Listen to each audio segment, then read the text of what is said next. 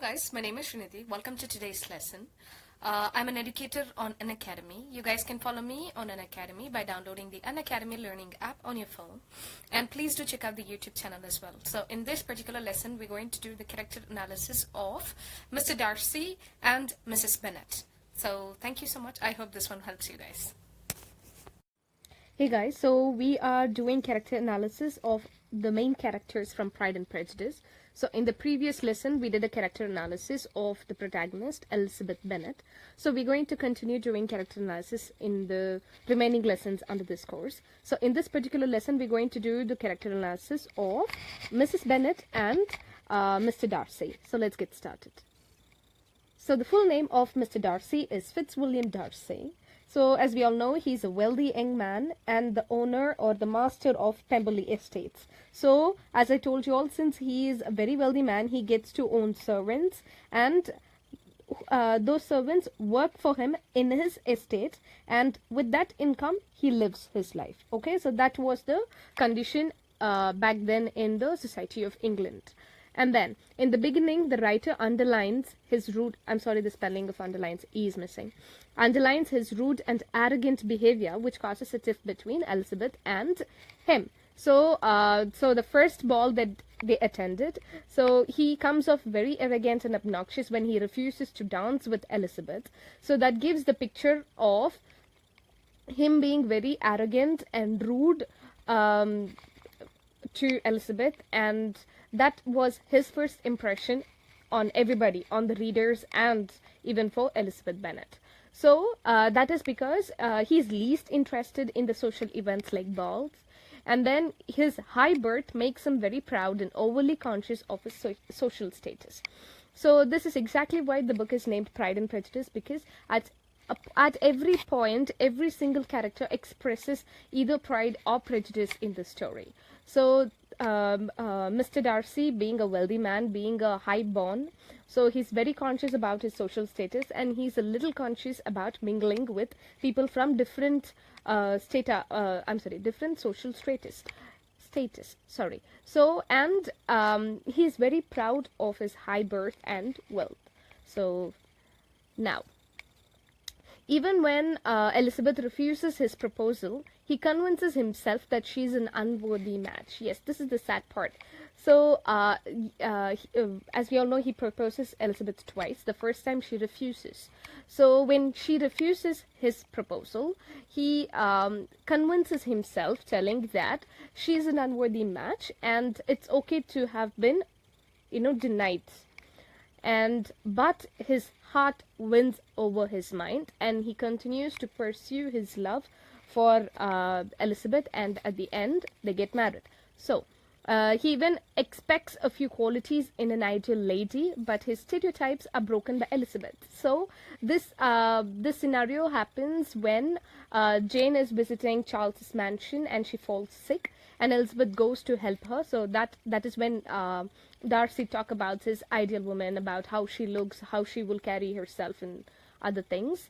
But when he looks at Elizabeth, all his stereotypes are broken, because you cannot ask for a better woman than Elizabeth, according to Jane Austen. Okay, so his entire stereotypes, his entire ideal woman's image is broken into pieces, because he's attracted towards Elizabeth. The more he spends time with her, the more he gets attracted. All because of her charm, intelligence, wit, well-mannered, well-educated, behaviors.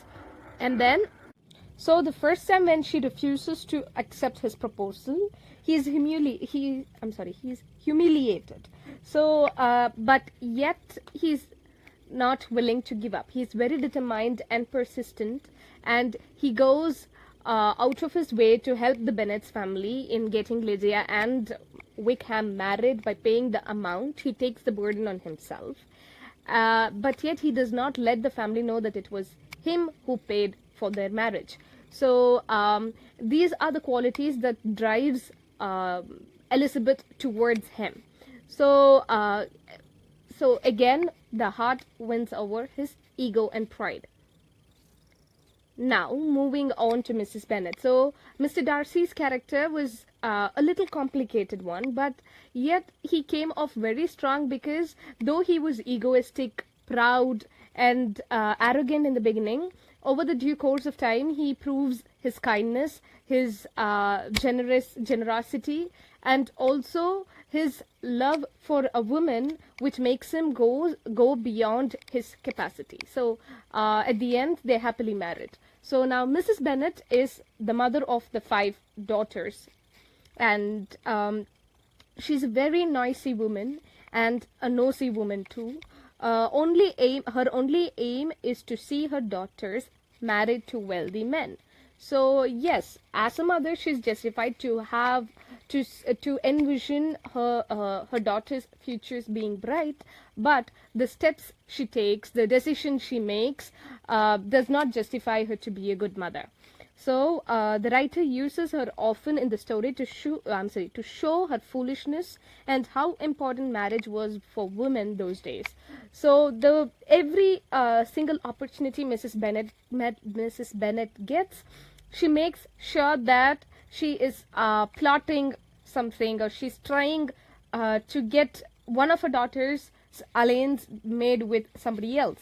So the author uses her quite often in the text to underline the importance of marriage for women in the society of England back then.